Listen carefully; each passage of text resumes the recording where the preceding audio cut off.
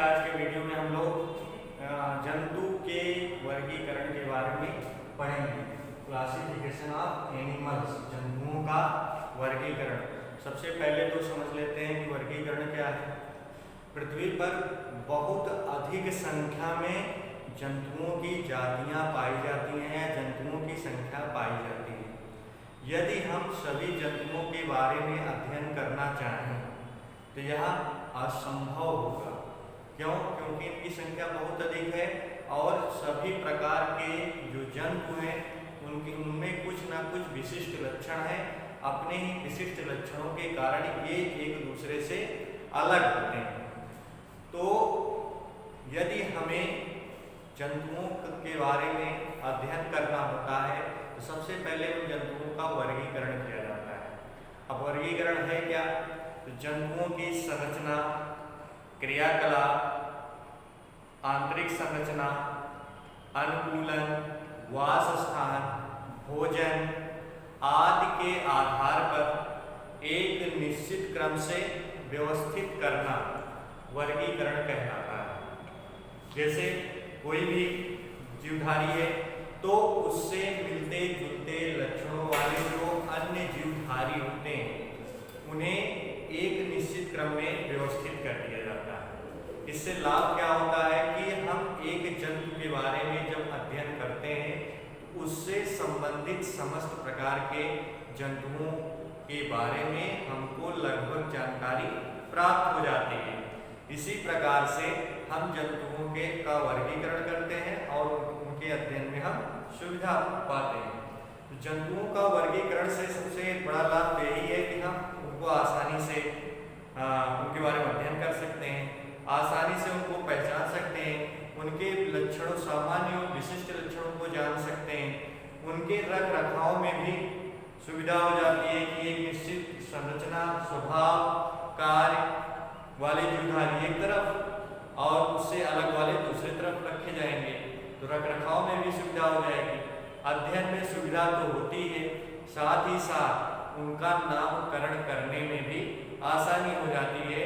तो इसी कारण से जीवधारियों का वर्गीकरण किया जाता है, चाहे वो पौधे हों, चाहे वो जंतु हों, चाहे वो सूक्ष्म जीव हों।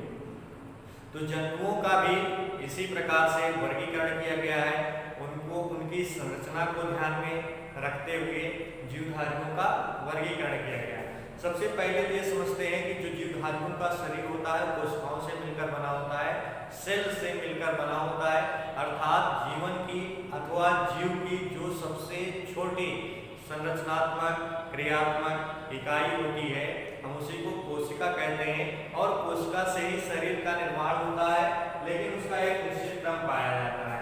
जैसे कोशिका का निर्माण जब हो जाएगा तो कोशिका समान प्रकार की कोशिकाएं एक निश्चित समूह बनाएंगी तो उसे हम समान प्रकार की कोशिका एक समूह बनाएंगी जिसको हम टिश्यू के नाम से जानते हैं, ऊतक के नाम से जानते हैं।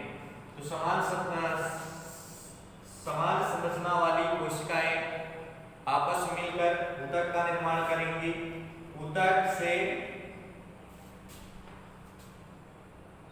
ऊतक से ऑर्गन, अंग का निर्माण होगा। अंग से मिलकर ऑर्गन सिस्टम,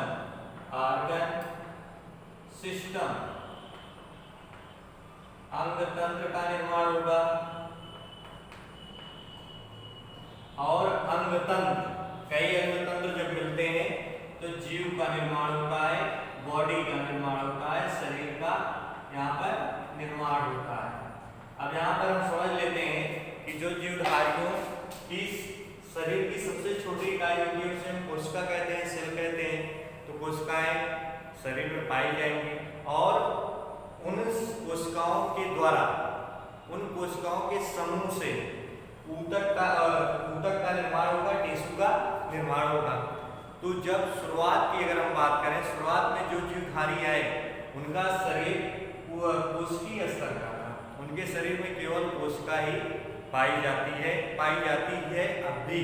जैसे हम शुरुआत की बात करें, प्रोटिस्टा संघ में जो प्रोटोजोआ संघ पाया जाता है, प्रोटिस्टा किंगडम में जो प्रोटोजोआ संघ पाया जाता है, उसमें जो जीवधारी आते हैं, अमीबा, पैरामीशियम, यूग्लिना, प्लाज्मोडियम आदि, उनका शरीर कोशिकीय स्तर का होता है, मतलब कोशिका से ही मिलकर बना होता है। तथा संघ पोरीफेरा, एक संघ है पोरीफेरा, जिसको हम सामान्य भाषा में स्पंज के नाम से भी जानते हैं। तो इस संघ के जो जीवधारी होते हैं, इनका भी शरीर कोशिकीय स्तर का बना होता है, मतलब शुरुआत कोशिका से हो रही है। सबसे पहले जो जीवधारी पृथ्वी पर आए वो कोशिकीय स्तर के थे, केवल उनके शरीर में कोशिका से ही सारे कार्य होते थे, इसलिए उनका शरीर सेलुलर लेवल का था, कोशिकीय संरचना का, कोशिकीय स्तर, उनका शरीर कोशिकीय स्तर का था। लेकिन उसके बाद जो जीवधारी है उनका शरीर ऊतक स्तर का था। इसमें ऊतक स्तर वाले में ये जो दूसरे नंबर पे है निडेरिया या सिलेंड्रेटा, इन जीवधारियों का शरीर केवल ऊतक स्तर का था, टिश्यू लेवल। तो यहाँ पर इनका शरीर कोशिकाओं के समूह से मिलकर बना। संघ निडेरिया या इसे सिलेंड्रेटा भी कहते हैं। तो सिलेंड्रेटा संघ के जीवधारियों का शरीर ऊतक से मिलकर बना, अर्थात कोशिकाओं के समूह से मिलकर बना। अब तीसरी बात यहाँ पर आती है ऑर्गन। कुछ जीवधारियों का शरीर ऑर्गन सिस्टम का होता है। ऑर्गन सिस्टम में यहाँ पर जो जीवधारी पाया जाता है प्लेटिहेल्मिन्थेस संघ के जो जीवधारी होते हैं उनका शरीर ऑर्गन लेवल का होता है, माने अंग स्तर का। इसमें अंग का निर्माण हो जाता है, लेकिन कई अंग एक दूसरे से मिलते नहीं। यहाँ पर प्लेटिहेल्मिन्थेस में ऑर्गन सिस्टम, यहाँ पर ऑर्गन, और इन दोनों में टिश्यू का होगा, माने ऊतक का। मतलब यहाँ पर कोशिका के द्वारा शरीर का निर्माण हुआ, यहाँ पर ऊतक के द्वारा हुआ, यहाँ पर ऑर्गन के द्वारा हुआ, और शेष जितने भी बचते हैं उसमें ऑर्गन सिस्टम अर्थात अंग तंत्र पाया जाता है। यहाँ पर केवल अंग ही पाया जा रहा है। तो अंग तंत्र के द्वारा इन जीवधारियों का निर्माण हुआ है। तो अगर हम बात करें कोशिकीय स्तर पर जीवधारियों का वर्गीकरण करने के लिए, तो शुरुआत के जो जीवधारी हैं, अगर हम बात करें संपूर्ण जीवधारी की, तो प्रोटिस्टा जगत के प्रोटोजोआ संघ में कोशिकीय स्तर का शरीर, तथा किंगडम एनिमलिया में पोरीफेरा संघ में केवल कोशिकीय स्तर का शरीर पाया जाता है, और कहीं पर कोशिकीय स्तर का शरीर नहीं पाया जाता है। दूसरे नंबर पर आता है टिश्यू लेवल। टिश्यू लेवल में संघ निडेरिया या इसे सिलेंड्रेटा भी कहते हैं, और टिनोफोरा, इन दोनों जीवधारियों का शरीर ऊतक स्तर का होता है। इसके बाद प्लेटिहेल्मिन्थेस का शरीर ऑर्गन सिस्टम का होता है। शेष प्रकार के जो जीवधारी पाए जाएंगे उनका शरीर अंगतंत्र का होगा, मतलब उनका पूरी बॉडी का निर्माण उनके उनमें होता है। दूसरी बात करते हैं सिमेट्री की। तो सिमेट्री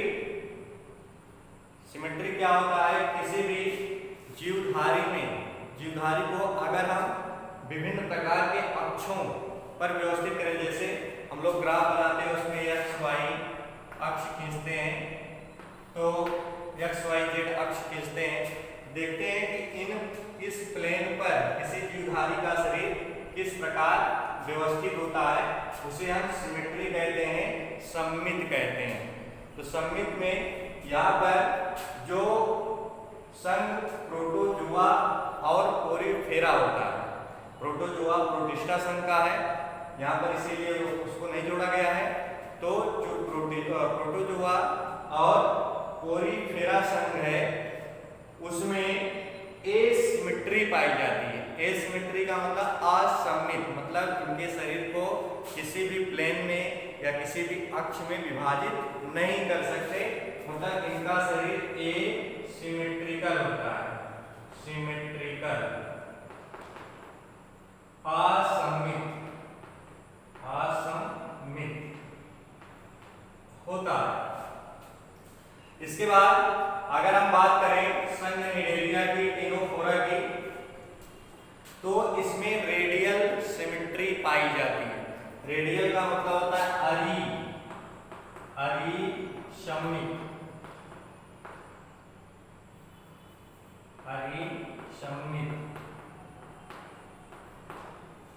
तो अरिशमिक इसमें पाई जाती है, मतलब ये जीवधारी मुख्यतः गोलाकार होते हैं, राउंडेड होते हैं, और गोलाकार होने के कारण हम इन्हें तीनों अक्ष पर व्यवस्थित कर सकते हैं, मतलब चाहे इस प्लेन से कट करें, चाहे इस प्लेन से, चाहे जिस प्लेन से हम यहाँ पर कट करते हैं, जीवधारी का शरीर उतने ही बराबर खंडों में विभाजित हो जाएगा, बढ़ जाएगा।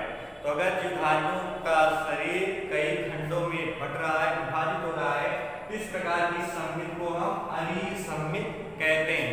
किसी भी प्लेन से अगर उसका कट करें जीवधारी का, तो उसका शरीर अगर बराबर भागों में बट रहा है तो उसे हम अरिसमित कहते हैं।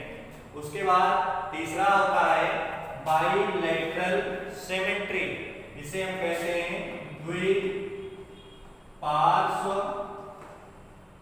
सममित, द्विपार्श्व सममित। द्विपार्श्व सममित का मतलब क्या होता है समझते हैं। जैसे कोई भी, ये मान लीजिए कोई फिश है, मछली है,